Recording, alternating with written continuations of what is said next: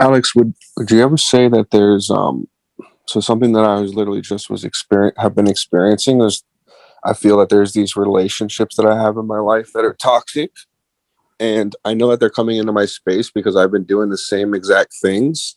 Hmm. And as I've been shifting and changing my behavior, I feel that I want to like get away from these relationships now. That are like, is that a thing? Like, should I be getting away from those relationships, or should So is that there's no should or shouldn't do something. Okay, this you weren't here in the beginning, but I was talking to Ariana about this. Is it's okay. You can leave the premise, the proximity of these types of relationships. It doesn't make them any more real or any less real. But when you're away from the proximity of it, you decrease the level of fear and guilt around it. And then it gives you the opportunity to practice forgiveness. Maybe you're not willing to forgive in when you're in such close proximity, right? But if you leave the proximity, if you create boundaries around it, not to say it's bad or wrong, it's just you're lessening your belief in the fear itself by not being so closely around it, and then you can do the forgiveness work around it. And then maybe at some point you could be like, oh, it's so forgiven that I could be around this person again. All the toxic perspectives I had, all the egoic perspective I had is no longer there.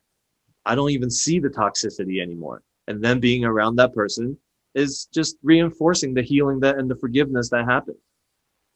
You I know? see? So Yeah. because I see that I don't know. I guess the way that I'm seeing it now is like it's not that I have something against that person, and even that person asked me. Like I told them, I'm like I really don't want to be around you right now, and they were like, well, what did I do? What did I? I'm like, it's not even you. It's not. I did one of those. It's not you. It's me thing. I know that's whatever, but anyways, it's like it's not even you because I understand that they're not doing this type of work that I'm doing, and it's like, and even they're against it. They're like, you go to these meetings and these cults and all these different things. They're kind of like one of those people that make fun of. And so like, and I'm okay with that. I even laugh along with them. I make fun too sometimes. I'm like, yeah, they're talking about chicken blood this week and like spraying it all. Just kind of getting to the joke before they do because they really don't understand what it is that we're doing. Um, and so I just understand that they're just not in the work. Um, Yeah. and it's Yeah, hard. but It's hard sometimes. here's the thing. Doing the work, not doing the work doesn't bring you any closer to understanding love. Right. Everybody has it within already.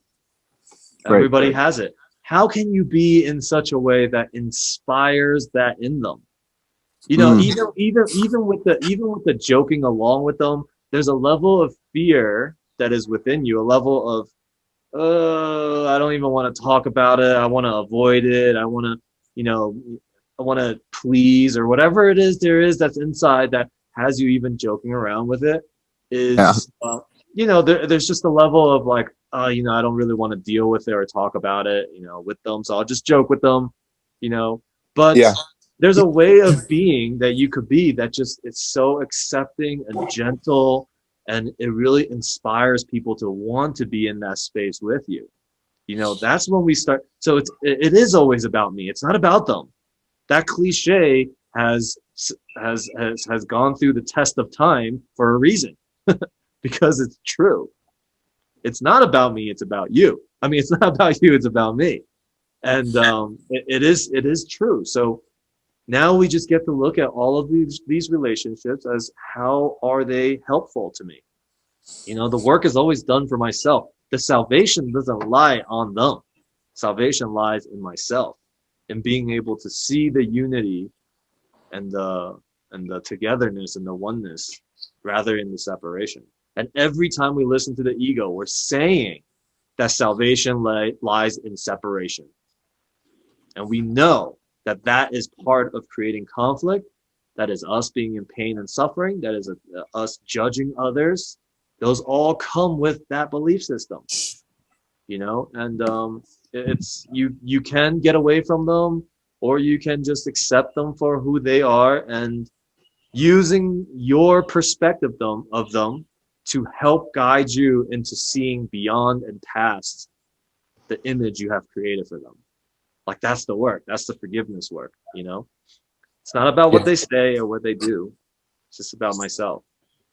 Yeah. Yeah. You're spot on, Alex. I feel like I've been, I just got to this point to where, I keep finding myself in these illusions or listening to ego. And I'm just like, and, I catch glimpses of spirit. There's times when I walk in spirit and Yeah. then I fall out of it, don't even know I'm out of it. Then I have the people around me show me that I'm in an illusion again. I'm in ego and I'm tired of it. Like I'm rattling within myself. I'm tired of it.